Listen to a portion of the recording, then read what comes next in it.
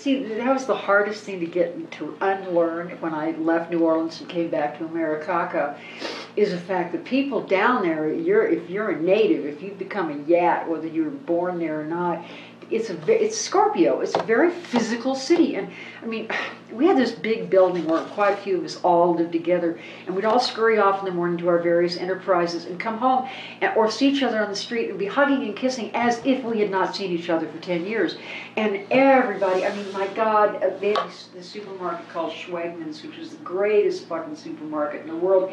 And if you went to the same clerk more than once, she knew your whole life story. You know, and the reason Dutch Morial, the mayor, was so popular and kept getting elected again and again was because he had this extraordinary memory. And if he met you once and got your name, he never forgot you. And once, way early in his career, I'm in the fruit market, and you know his whole big thing is I'm the first black mayor, and I'm reaching for an orange. And this other arm comes up, and we're reaching for the same arm together, or the same orange together, and I realize that the other arm belongs to Dutch Morial, and he's whiter than I am. Whoa. And the thought, it was just like, oh, it just went out, you know? And he kind of looks at me and he says, I know what you're thinking. And I said, well, you know, look, you know. And we started laughing, and he said, do you want to arm wrestle for this orange? And I said, no, baby, you're the mayor. You take the orange. I get another orange. It's cool.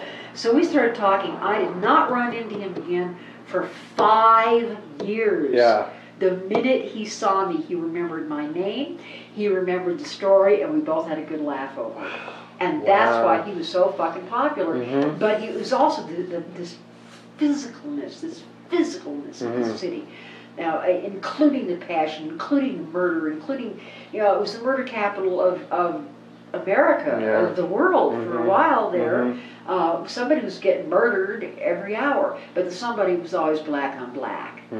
And they couldn't report that. You know, that was inappropriate to say. But if a black guy did a white guy or vice versa, then it made the news. But it wasn't, it was just because when it's 98 degrees and you're so fucking hot you can't think, and some moron gets up in your face, it's so easy to off them because again, the interface between life and death is so thin, it doesn't make a whole lot of difference. Arno's, I know you've heard of Arno's, famous restaurant. It's been there for fucking forever. I haven't heard of it. Oh, well, it's down in the quarter, very piss elegant, very ritzy. I think it was established in 1720 or something. Yeah, I had a chance to work at Arno's once, and this was way back in the late 70s, I think, maybe early 80s, at $800 a week as a cook. That was some pretty money back then. It was like the kitchen in hell. Really? It was in a basement, and the basement had been built in 1720. Oh, wow. And the just indescribable, horrifying, and I was just too claustrophobic. I couldn't have worked there anyway. But they have this series of walk-ins, telescope walk-ins, 5 walk-ins, just for the garbage. Because in the French Quarter, you can only put your garbage out once a week. Oh, There's no room. And isn't it at the end of the day, too, right? Do they do it at the end of the day? Well, maybe in the 2000s. But not back then. It was once a week. Wow. So they freeze it for 2 reasons. Number one, because, you know, just because. Yeah. Freeze the bodies, too. You didn't even embalm them. You just froze them solid and shoved them in the slot. But then on that night, whatever that night was, there's like 20 or 30 people that would do a fireman's brigade and haul all this garbage out. And it was literally a wall about 10 feet tall and about probably, well, as far as my arms could reach, because they couldn't block the sidewalk and they couldn't block the street. So they would just stack this enormous mountain of rock solid, frozen garbage up outside the restaurant after they closed, and then the trucks would come along. And sometimes it would only be a matter of a half an hour or an hour, but it was so fucking hot that all that shit would start with thaw and stink. Oh, baby. Whew, mama. the tomato warehouses, which are now part of, I'm sure, Piss Elegant Tourist, something or other, what they call the French Market, which was part tourist, but also where the produce, that was the place all the living things came into the city for all the restaurants and everybody else too, actually. And they had this one, the tomato warehouse, which was run by the Brisellos, and that's an interesting story too.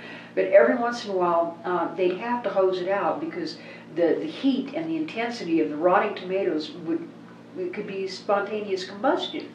So they take fire hoses in between shipments and they'd hose this warehouse out, and all the tomato seeds and all the rot from the rotten tomatoes would be washed out on the sidewalk into the gutter. And then if they felt like it, they'd wash it down the gutter to the nearest drain. Wow. But a lot of times they just left it. So in the spring, you could walk along and you'd have tomato plants, this big, magnificent tomato plants that you could take home, put in a pot, and eat tomatoes all summer long from the seeds that had washed out. And the smell from that warehouse on a really hot day, Christ, motherfucking Jesus, Mary, and all the saints. It was indescribable. It was like a big red fist, because you'd walk by and a breeze would run through it and it'd be like a red fist just coming out, go bam! You want stink, bam! And it's like, for the rest of America, and I know there's people who, because I look around and it's like, my house is so New Orleans, my vacuum cleaner broke, and I've got dirt and flower seeds and mud track and dust kitties and all kinds of crap on my floor. I haven't done the laundry in a month. I don't care. And this is organic. This is. But even the rich people, I mean, this is like standard operation. For New Orleans. And if you're too clean, you're not going to be comfortable in my house.